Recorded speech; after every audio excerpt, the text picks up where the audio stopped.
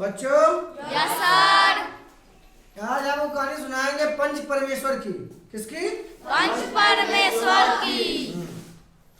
किसी गांव में दो किसान रहते थे, जुम्मन शेख और अलगू चौधरी। दोनों में गहरी मित्रता थी, एक को दूसरे पर विश्वास था। जुम्मन जब हज करने गए तब अपना घर अगलू को सौंप दिए। अगलू जब कभी बाहर जाते तो वे जुम्मन के भरोसे अपना घर छोड़ देते थे। उन दोनों में घनिष्ठ मित्रता थी, ठीक है ना? Yes sir. जुम्मन शेख की एक बूढ़ी खाला थी, उसके पास थोड़ी सी जायदाद थी, परंतु उसके संबंधियों में कोई नहीं था। जुम्मन ने लंबे चौड़े वायदे करके वह जायदाद अपने नाम लिखवा ली। जब तक दान पत्र की रजिस्ट्री नहीं हुई तब तक खाला की खूब खातिरदारी हुई। रजिस्ट्री की मुहर लगते ही खातिरदारी बंद हो गई।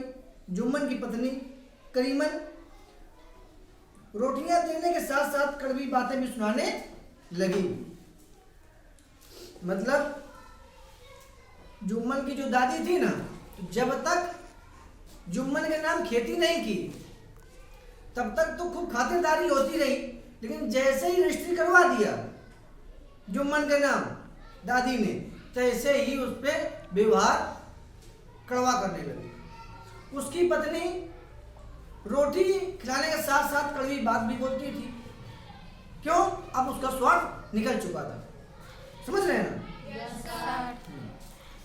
कुछ दिन खाला ने सब सुना और कहा।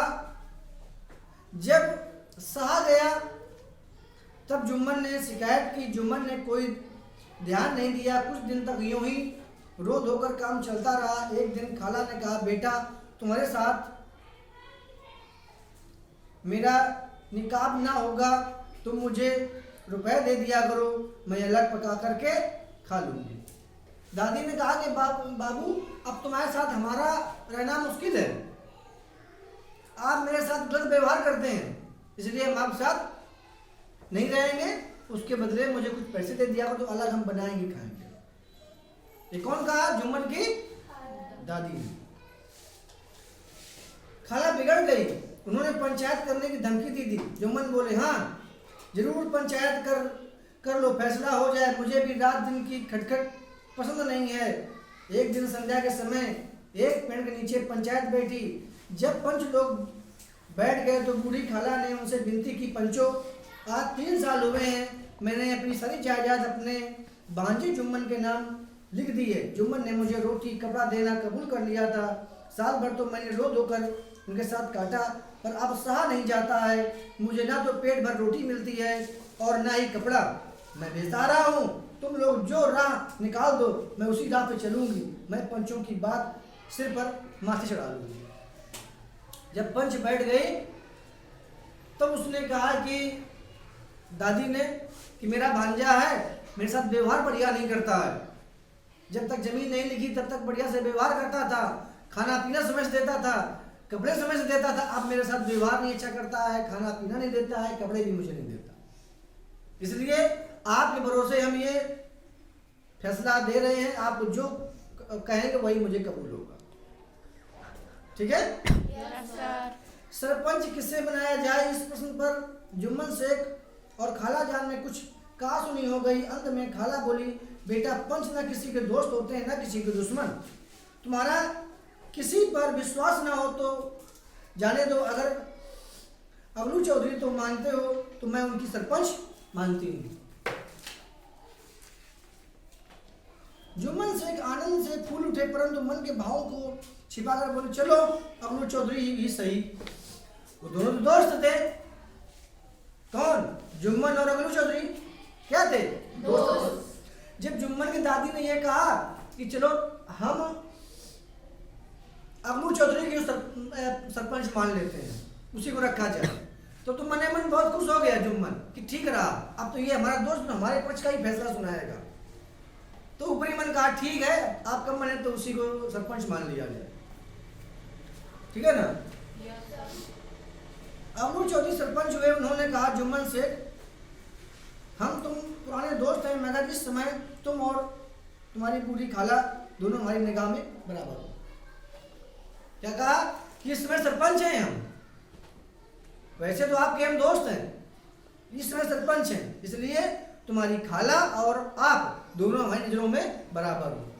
जो फैसला सुनाएंगे हम वो फैसला एकदम निष्पक्ष नहीं, निष्पक्ष फैसला होगा मेरा। अबलू चौधरी ने जुम्मन से जिले शुरू की। जुम्मन चकित थे कि अबलू को क्या हो गया है, अभी तो ये मेरे साथ बैठे थे, अब इतने प्रश्न क्यों पूछ रहे हैं। जुम्मन ये सोच ही रहे थे कि अबलू ने फैसला सुनाया जुम्मन से। पंचों ने इस मामले पर विचार किया है, उन्हें यही उचित मालूम होता है कि खाला जान को माहवार खर्च दिया जाए। अगर खर्च देना मंजूर ना हो तो रजिस्ट्री रद्द कर दी जाए। फैसला क्या सुनाया अबलू चौधरी ने? उसने सुनाया कि आपकी खाला को हर महीने आप पैसे दे दिया कीजिए। अगर आप पैसे हर महीने उनको नहीं देंगे तो रजिस्ट्री रद्द कर दी जाएगी। यही फैसला है मेरा। देखो अब क्या करता जुम्मन। फैसला सुनते ही जुम्मन सन्नाटे में आ गया। अबलू के फैसले की कभी लोग प्रशंसा कर रहे थे, लेकिन इस फैसले में अबलू और जुम्मन की दोस्ती की नींव हिला दी। जुम्मन अबलू से बदला लेने का अवसर देखने लगे। ऐसा अवसर जल्द ही जुम्मन के हाथ आ गया। अबलू चौधरी बैलों की एक बहुत अच्छी जोड़ी मोल लाए थे। जुम्मन की पंचायत के 1 महीने बाद उस जोड़ी का एक बैल मर गया। अब अकेला बैल किस काम का। गांव में एक समझू साहू थे, उन्होंने 1 महीने दाम चुकाने का वादा करके अबलू चौधरी से बैल खरीद लिया। समझू साहू ने नया बैल पाया तो उसे रंगे हृदय का चारे की चिंता ना पानी की वे दिन 3 बार खेपे करने लगे। एक दिन साहू जी के दूना बोझ लाद दिया बैल के जोर लगाकर ये वह आधे रास्ते में धरती पर गिर पड़ा। ऐसा गिरा कि फिर कभी नहीं उठा। अब उसको तो मिल गया फ्री बैल, तो फ्री बैल जब उसको मिल गया तो उसको डबल बोझ डालने लगा। बैल बेचारा इतना बोझ खाने कुछ देता नहीं था, कमजोर बैल था, तो बेचारा वो गिर गया, फिर कभी नहीं उठाया, मर गया बैल। इस घटना को कई महीने बीत गए। अबलू अब बैल का दाम मांगने लगा। तब साहू वाइन दोनों ही झल्ला उठे। कहते हैं एक तो मुर्दा बैल दे दिया था, उस पर दाम मांगने चले थे। कई बार झगड़े हुए पर साहू जी ने बैल का दाम न चुकाया।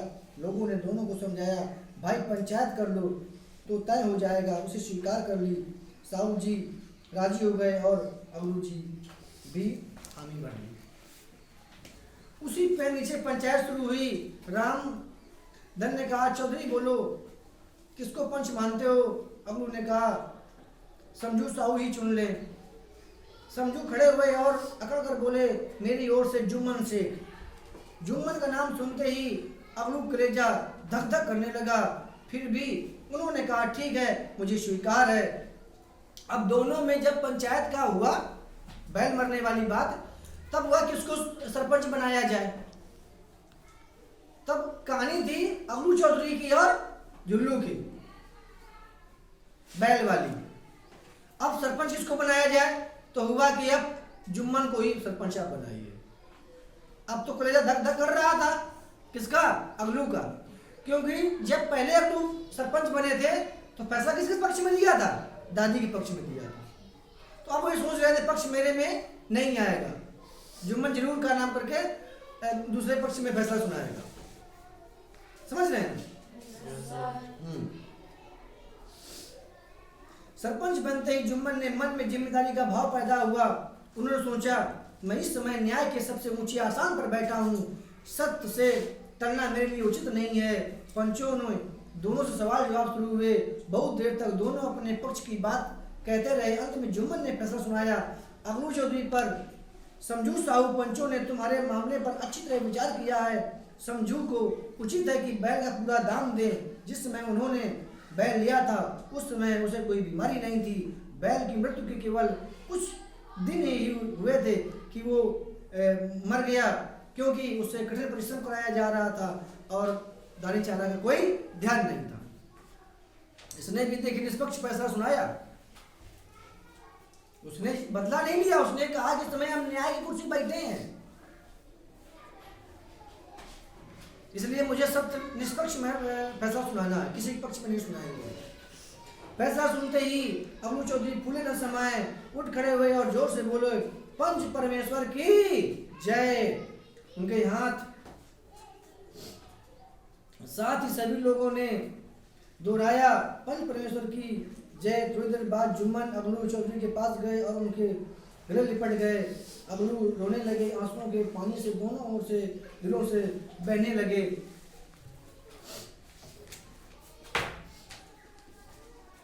देखो इसकी शिक्षा क्या मिलती है कि हमें सत्य बात बोलना चाहिए। अगर हम न्याय कुर्सी में बैठे हैं तो हमें दोस्ती नहीं देखना चाहिए, भाईचारा नहीं देखना चाहिए, जो न्याय हो उसी पे हमें बात करना चाहिए। ठीक है? यस कहानी कैसी लगी? बहुत